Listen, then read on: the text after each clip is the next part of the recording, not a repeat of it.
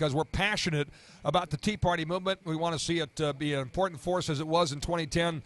Going forward in 2012 is here for an update. First of all, on last night's Tea Party caucus gathering in Wahpeton, and then we'll tackle a couple of Tea Party topics in the news. Gary, how'd Wahpeton go?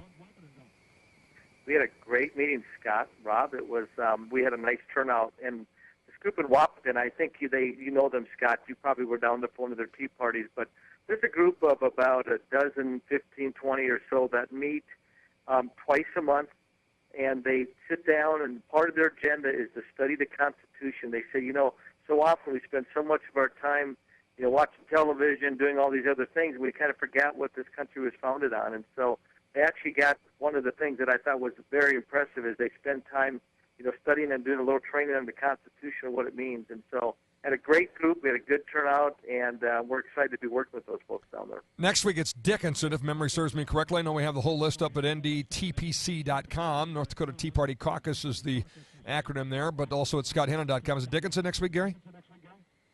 Yeah, we're off to Williston next week, actually, on the 21st at the International Inn. Oh, okay. Williston. They got a great group up in Williston, and we're excited to go up and meet with those folks and see if they want to be a part of what we're attempting to do. And Dickinson the following week. And so, a part of what we're doing is just meet with these groups, saying, hey, here's what we're wanting to do. We want to get together as a group of people that like what the Tea Party's about. What we're trying to do is network a lot of these Tea Party caucus together, get involved in the political process. And, to just, talk about founding principles or what the Declaration of Independence is about, the Constitution, limited government, less government spending, what's going on in Washington.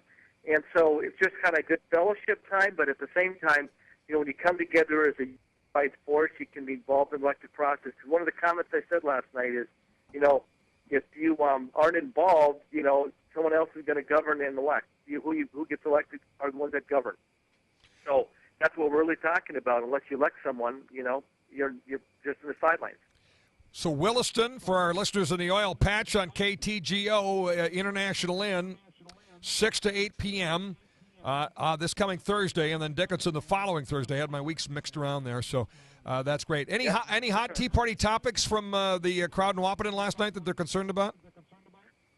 Some of the things that I thought was interesting is they're a little concerned because we come across very pro-Republican because most of us, one of the things I always like to ask people, are you conservative, are you libertarian, are you Republican, are you Democrat?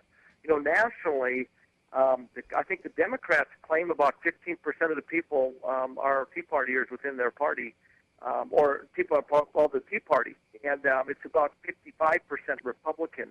I have yet to have anyone at any one of these meetings actually raise their arm and say they're a Democrat. And so, what we're encouraging these guys to do last night, I think only one or two in the whole crowd had ever been to a Republican convention.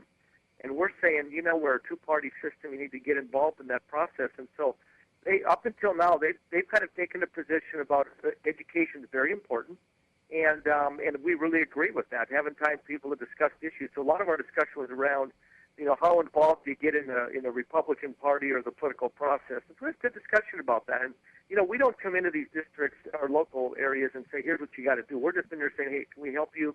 Something's going on. What can we do to be a resource for you? And I believe they're going to be a great group to work with us in the future. There's this major showdown going on over the debt limit negotiations in Washington, D.C. Coincidentally, Minnesota just coming off 2 weeks of a shutdown. The Republican leaders there held their ground, would not give in to raising taxes. The governor blinked because, he just hated the idea of government being shut down, even though hardly anybody missed it, for crying out loud.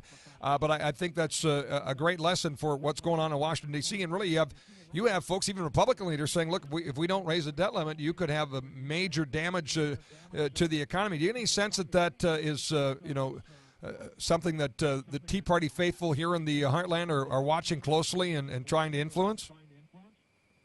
It very much was one of the subjects we talked about last night. And they're very concerned that Republicans will buckle under, and it'll be business as usual, we'll compromise, and we won't negotiate well, and we're going to raise the debt limit without doing major cuts. And I think if Republicans do that, from what I heard last night from those folks, they're going to say, I'm about done with the Republican Party. And I think we need to see the Republican leadership stand strong, stand up to Obama, not buckle into him. Because if that happens, there's going to be, the Tea Party movement will be as strong in 12 as it was in 10 or greater. I want to also ask you your take on two other local topics, and one has to do with a potential challenge on the Republican side for the nomination of Rick Berg, who's announced that he'll be leaving his House position to run for a Senate position with a vacated seat given up by Kent Conrad. The fundraising numbers came out today. Rick Berg raised $460,000 in the last reporting period, has $550,000 cash on hand, and that's something where, as we sit here in the summer of 2011, a year and a half before the election. Does that have the potential to scaring off a challenger, do you think? That's a lot of money this early for someone who's just getting in the race. But Rick, obviously, being a sitting congressman, has access to raising money, as a sitting congressman. That's the advantage Pomeroy and Conrad and Dorgan always had over the years, where it's really difficult to put a challenger in place. I think in the context of a Democrat taking Rick on, if Rick becomes the ultimate nominee, he's going to have plenty of money to run a real strong campaign, just like he did against Pomeroy. When it comes inside the party to challenge Rick, I think there will probably be a challenge, but Rick could easily spend a couple $1 million in this next election cycle up to for a U.S. Senate bid, and I think the idea of a challenge is good because in the process, Rick isn't entitled to be automatically the Senate candidate, and a little bit of frustration people have is when sometimes it comes down to that it's a sense of entitlement, whether it's Rick or anyone else that's a sitting incumbent, and that's part of the Tea Party movement is the frustration of the sense of entitlement with the incumbency. And so with Rick raising money, of course, he wants less competition because that makes his life easier and it makes things easy for him to be prepared for the general, which is going to be difficult anyway, whoever the Democrats put up.